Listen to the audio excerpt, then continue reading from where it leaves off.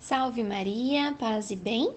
Hoje nós vamos iniciar o nosso terceiro dia da consagração a Nossa Senhora pelo método de São Luís Maria Grignon de Montfort. Vamos iniciar então pelo sinal da Santa Cruz. Livra-nos Deus Nosso Senhor dos nossos inimigos. Em nome do Pai, do Filho e do Espírito Santo. Amém. Creia nas promessas de Deus Cristo, que Cristo salva. Confie e acredite. Há mais de 2000 anos passou por aqui nosso Salvador. Seus ensinamentos ficaram guardados e até hoje vivemos e estudamos sua palavra. A nossa vida pode mudar, mas sua palavra não. Creia e busque, procure-o. Ele nunca nos abandona e te acompanha para onde for. Lembre-se, a fé remove montanhas, mas para Deus entrar em seu coração, é preciso que você permita. Alguém espera um abraço ou um sorriso seu hoje. Se permita ser feliz, você merece. Gratidão a Deus sempre. Amém. Então, no dia de hoje vai pedir para meditarmos sobre a tríplice da concupiscência. Depois eu vou dar uma explicada no que é concupiscência. Então, a sugestão de leitura é o Santo Evangelho, Mateus 16, versículo 24 ao 27. Quem está ouvindo o áudio e não pode pegar a Bíblia, não tem problema, tá? Pode ouvir o áudio inteiro, que vai estar valendo, mesmo se caso você não conseguir pegar a Bíblia ou ter o livro em mãos, né? Você está ouvindo esse áudio no trabalho, então pode ficar tranquilo quanto a isso. Bom, vai valer desde que você esteja fazendo de coração e prestando atenção em cada palavra que está sendo. E quando puder, pegar também a Bíblia, né? Porque é importante a gente também ter a Bíblia ali, olhar na Bíblia ou, né, ter as orações marcadas. Mas para quem não pode, fique tranquilo. Então, lá em Mateus, em seguida, Jesus disse a seus discípulos: Se alguém quiser vir comigo, renuncie-se a si mesmo, tome sua cruz e siga-me. Porque aquele que quiser salvar a sua vida, irá perdê-la, mas aquele que tiver sacrificado a sua vida por minha causa, irá recobrá-la. Que servirá a um homem ganhar o mundo inteiro, se vem a prejudicar a sua vida? Ou que dará um homem em troca de sua vida?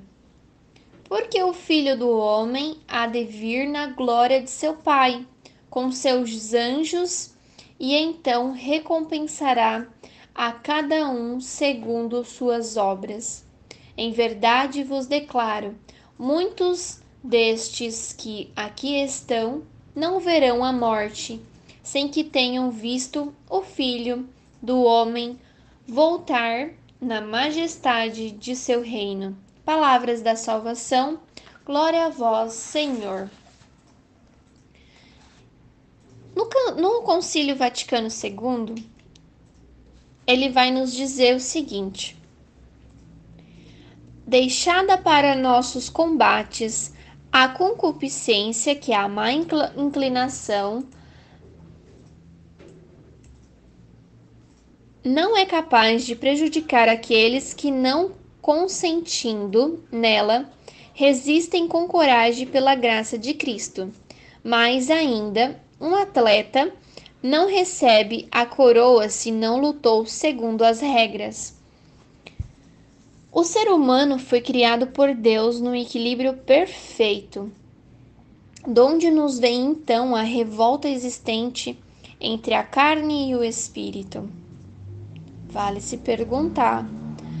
Vem-nos do pecado original, que mesmo apagado nas águas do batismo, deixa-nos a inclinação ao mal, ou seja, a concupiscência. Então, o que é concupiscência? A concupiscência, ela são aqueles desejos descontrolados. Ela é um impulso para satisfazer os desejos de forma errada, né? Então, a concupiscência é um impulso para a satisfação dos desejos. Então, a concupiscência, ela usa a mentira, que podemos encontrar em satisfação plena sem Deus. Desfrutar das coisas boas da vida, dentro da verdade e da bênção de Deus, é muito bom. Mas quando tentamos usar as coisas do mundo para substituir nossa necessidade de comunhão com Deus, tudo dá errado. Sem Deus, nada pode nos satisfazer. Por isso, o mundo nos diz que a solução é ter mais fora dos limites criados por Deus. Então, a concupiscência se alimenta dessa necessidade de algo mais e provoca o desejo por coisas pecaminosas. E esses desejos desmedidos podem ser sexuais, pode ser também assim coisas de entretenimento, pode ser por fama, por poder, né? Não só a questão sexual, pode ser por videogames, pode ser por umas coisas mais simples, por alimentos, por exemplo, um vício num alimento que você tem que ter aquele alimento. Tudo que te causa desejo demasiado, desejo que descontrolado, aquele desejo que não vem de Deus. Então, quando você ganha algo de maneira errada, né? Ou por motivos errados. Então, são essas coisas assim, que vai significar a concupiscência. E como evitar a concupiscência, né? Podemos evitar e resistir à concupiscência focando nas coisas de Deus. Nós temos 7 pecados capitais e 7 virtudes. Uma combate a outra. Então, a virtude vai combater o pecado capital. Eu vou falar um pouco mais para vocês conhecerem cada pecado capital e cada virtude que pode ser combatida. Mas continuando, né? Deus pode satisfazer as nossas necessidades mais profundas e nos guiar para uma vida equilibrada e preenchida. A verdade de Deus revela e derrota as mentiras do mundo, em que a concupiscência se apoia. O Espírito Santo nos ajuda a resistir à concupiscência. Ele luta do nosso lado para derrotar nossa natureza pecaminosa. Com sua ajuda, podemos encontrar prazer verdadeiro seguindo o plano de Deus. Nós podemos conseguir vencer os vícios, vencer os medos, vencer todos os pecados com a graça do Espírito Santo. Então, quais são os pecados capitais e quais são as virtudes que combate? Primeiro, soberba. O que é soberba? Né? A soberba, ela é o pior de todos os pecados. Foi o que fez os anjos maus a se rebelarem contra Deus e também levou Adão e Eva ao pecado original, para quem não sabia. Ao praticá-la, a pessoa se esquece de quem ela é e apenas uma criatura e que dele depende, querendo igualar ao Senhor. A soberba faz com que ela se sinta autossuficiente, que ela não precise de Deus para fazer as coisas. E muitos outros pecados, né? Como a vaidade, a arrogância, prepotência, a vanglória, o egocentrismo, entre outros. E para contrapor isso, para combater a soberba, a gente precisa praticar a virtude da humildade. A virtude da humildade é uma grande virtude, né? Temos em Jesus Cristo o nosso maior exemplo de humildade. Aquele que é humilde e que assume ser menor do que os outros. Não hesita em servir os irmãos, principalmente os mais pobres, né? Ele é um exemplo que se aproximava das pessoas. Então nós devemos assumir os nossos próprios erros e principalmente saber que toda a vida depende de Deus. Segundo é a avareza. A avareza, o que ela é? Ela é um desejo, aquele desejo desordenado, descontrolado pelo dinheiro e pelos bens materiais, né? Eu preciso ter uma casa, eu preciso disso, eu preciso daquilo, eu preciso ter dinheiro e acaba não aproveitando a vida, né? É uma das características assim da avareza é que tem uma necessidade muito grande de acumular e juntar coisa e acaba nos levando ao culto do dinheiro, da riqueza, nos fazendo ser escravo deles, né? Ter dinheiro não é pecado, né? Mas fazê-lo dele um Deus, sim, aí que é o pecado. No Sermão de Montanha, Jesus, ele foi claro sobre o apego aos bens materiais. Ele disse assim, lá em Mateus 6:24: ninguém pode servir a dois senhores, porque ou odiará um e amará o outro, ou dedicar-se-á a um e desprezar o outro. Não podeis servir a Deus e à riqueza. Então, ou você se apega ao dinheiro, ou você, né, se apegue a Deus. Pode ser uma pessoa rica, pode ter bens? Pode, desde que você não abandone a Deus, entendeu? E o que vai combater, né, esse pecado, né? O que vai combater esse desejo desordenado? A generosidade. A generosidade, ela é ao contrário, é o despojamento dos bens materiais. Quando a gente entende que eles servem para ajudar os que necessitam. Não estamos falando de nos desfazer de tudo. Ah, eu tenho um carro bom, eu vou desfazer desse meu carro. Não. O que temos mais é de usar corretamente o dinheiro. Tipo assim, eu vou no mercado comprar 4 pacotes de 5 quilos de arroz. Tem necessidade? Você vai usar tudo isso de arroz? É o gasto desnecessário, sabe? Então você tem que ter. Ah, se eu posso comprar 4 pacotes de 5 quilos de arroz e eu só consumo um pacote, então eu vou dar os outros 3 para alguém, entendeu? Fazer as boas ações. Ou, né, cuidar para não ter os exageros pensando no que a outra pessoa também está passando, né? Deus, ele é generoso com os seus filhos e espera que a gente sejamos também com os nossos irmãos. O próximo, luxúria. Luxúria. O que é luxúria, né? A luxúria, ela se caracteriza pela erotização e pelo mau uso da sexualidade. Da mesma forma como Deus deu sabor aos alimentos para que o prazer de comer nos mantivesse vivos, ele nos concedeu o prazer sexual, para que dentro do matrimônio, não antes, né? Dentro do matrimônio, possamos gerar filhos, né? E com a excessiva exposição erótica em filmes, revistas, nas praias, nos shows musicais, né? Enfim, como a gente já conhece, aos poucos a luxúria ela vai corrompendo muitas pessoas, que deixam de lado o preceito, o pudor de que o nosso corpo é membro de Cristo e, portanto, deve ser cuidado, amado e protegido. E qual que é o que vai combater, né? A virtude que vai combater? É simples, a castidade. A castidade, que está entre os 10 mandamentos, prevê o respeito ao corpo, tanto o nosso quanto o do outro, né?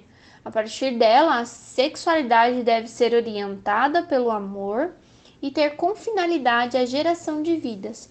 Para viver a pureza, é preciso estar vigilante, consciente das tentações e adotar uma escolha convicta pelo caminho do bem. A castidade não serve somente para quem não é casado. A castidade também serve para quem é casado, né?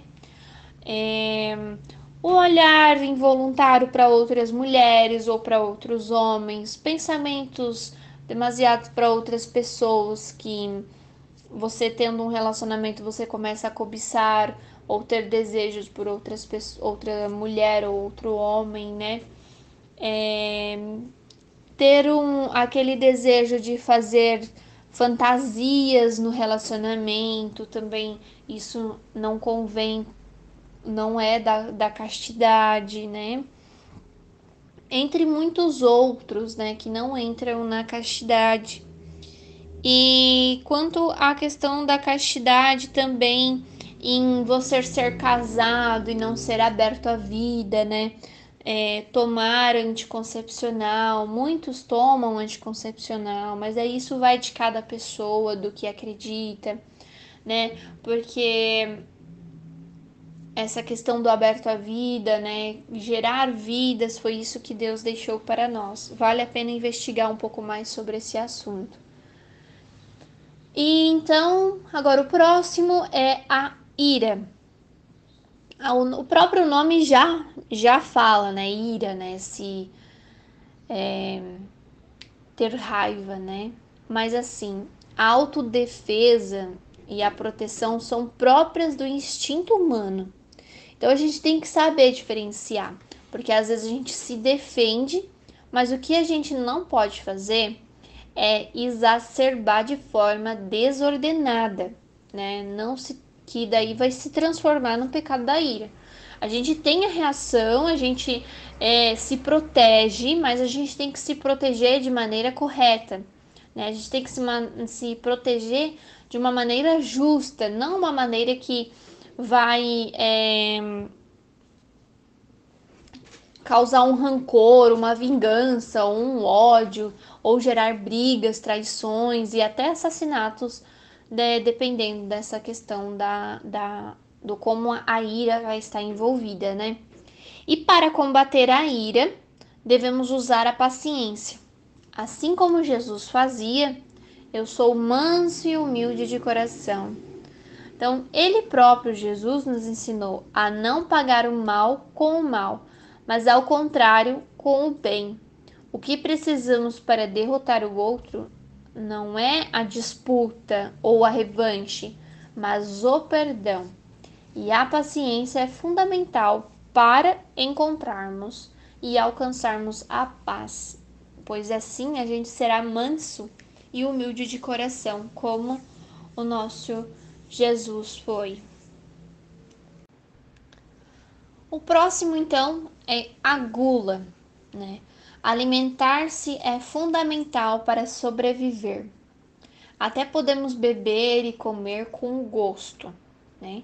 Mas quando o prazer de comer se torna um fim em si mesmo, aí temos o pecado da gula, né? Embora muita gente, né, encare como um pecado menor, ele é um pecado capital, pois ele é capaz de desencadear muitos outros, como a preguiça, a impureza, a desobediência, a dureza de coração, né?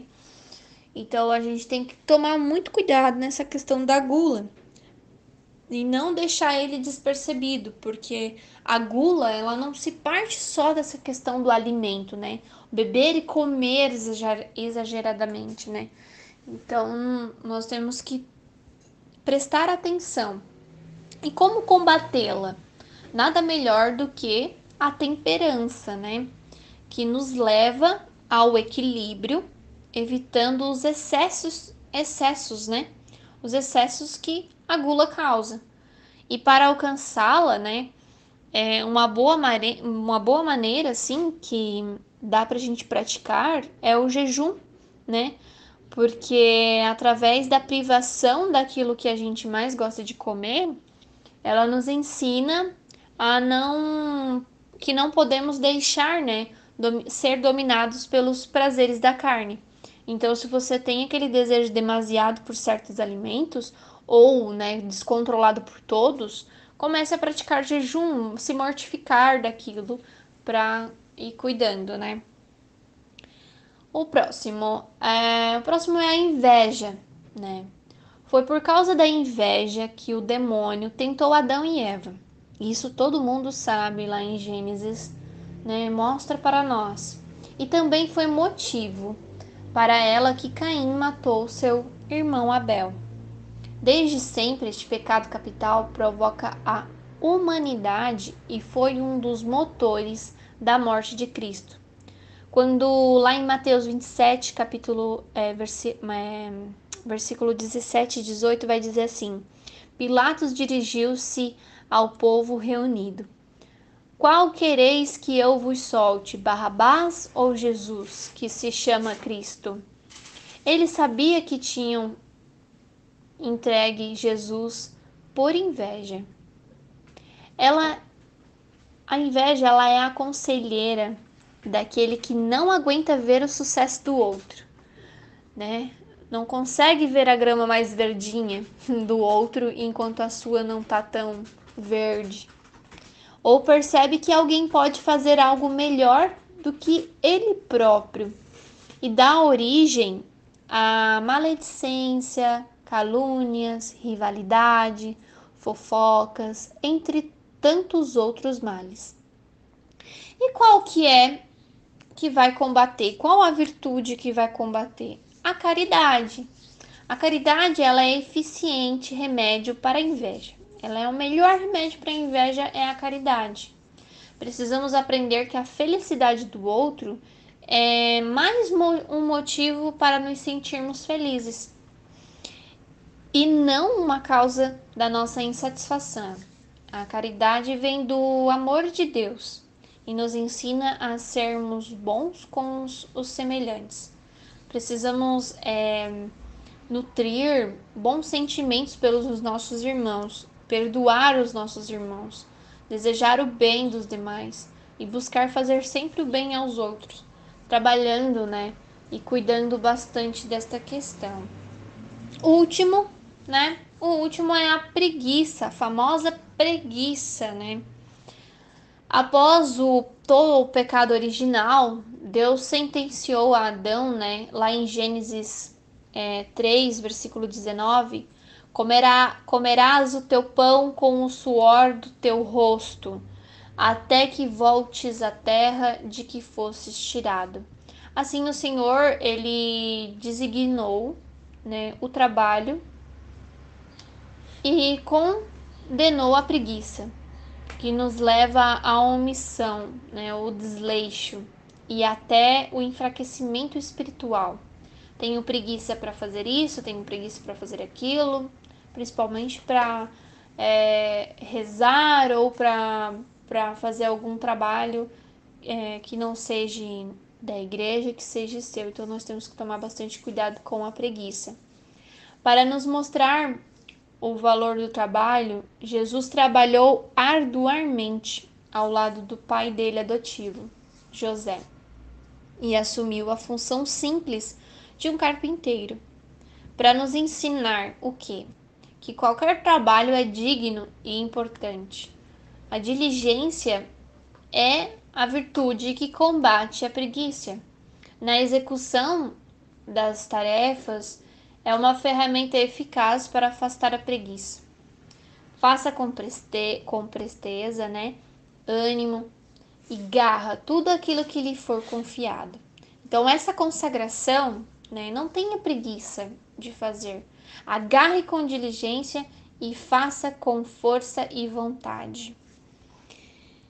Então, hoje foi, a explicação dos pecados, da tríplice da concupiscência. E agora vamos para a nossa oração, Santíssima Virgem Maria, querida Mãe e Senhora, envergonhamo-nos da nossa condição miserável. Rogai a Jesus pelo perdão dos nossos pecados, pois os detestamos de todo o coração. Reveste-nos da vossa Imaculada Conceição e dai-nos o vosso coração para nos desapegarmos dos bens desta terra e transformarmos-nos em vossos fiéis escravos de amor. Amém. Jaculatória. Bom Deus, dai-nos a graça da humildade, da alma, da carne e da vida. Como nós estamos nos 12 dias preliminares, são somente essas duas orações da página 165 e página 166, tá? Que são necessários estar fazendo. Você acompanhando o áudio aqui, você já vai ter feito ela.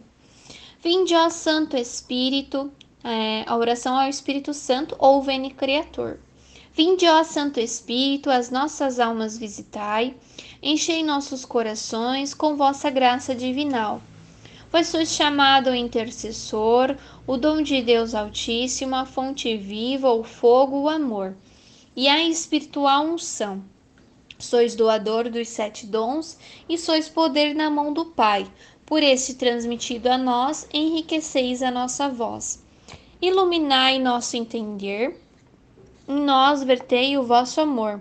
Com vossa graça eternal, o fraco em nós robustecei. Nosso inimigo repeli, e dai-nos logo a vossa paz. E tendo um guia como vós, evitaremos todo o mal. Fazei-nos conhecer, ó Pai, e o Filho revelai também. E que de ambos procedeis, fazei-nos firmemente crer. Glorifiquemos a Deus Pai e ao Filho que ressuscitou, e ao Espírito de Deus por todos sempre. Amém. Enviai, Senhor, o vosso Espírito, e tudo será criado, e renovareis a face da terra. Oremos. Ó Deus, que instruístes os corações dos vossos fiéis, com a luz do Espírito Santo, concedei-nos que no mesmo Espírito conheçamos o que é reto, e gozemos sempre das suas consolações, por Cristo nosso Senhor. Amém. Agora, saudação a Nossa Senhora, ou Ave Maria Estela. Ave sempre bela, ó Virgem Mãe de Deus, do alto mar estrela, porta azul dos céus. Novas o anjo traz, ave te saúda, funda-nos na paz, de Eva o nome muda. Mansidão, pureza, ó Virgem sem igual, dá-nos com presteza e livra-nos do mal. Quebra a algema ao réu e dá-nos aos cegos luz. Dá-nos, Mãe do céu, o que ao céu conduz. Mostra seres mãe, faz a nós descer quem por nós nascido quis de ti nascer. Dá-nos vida pura, um caminho certo para quem procura ver Jesus de perto. Seja ao Pai louvor, ao Cristo também, ao Consolador igualmente. Amém. Agora você pode estar fazendo as suas orações de costume. Para quem quiser, pode estar fazendo a oração da coroinha, a oração do Santo Terço, a oração do Santo Rosário. Pode estar fazendo o canto, né, do Magnífica ou a oração do Magnífica. Para quem não é consagrado ainda, né, para quem não fez a oração da consagração ainda, no final dos 31 dias, não tem a necessidade de estar fazendo a oração do Santo Terço, Magnífica e Coroinha, somente mais para frente. Mas para quem quiser já ir praticando, é bom ir praticando, porque nós temos que entender essa questão da necessidade, né? Não é uma obrigação, nada disso é obrigatório, mas nós temos a necessidade de buscar a salvação, de buscar a santidade através das mãos de Maria. Por mais que pecadores que somos, nós podemos alcançar o céu. Através da mão de Maria, nós podemos ser santos. E é isso que estamos aqui evangelizando através da consagração sobre o tratado da verdadeira devoção. Então é isso, paz e bem, que Deus abençoe a vida de vocês. Um beijo e até mais.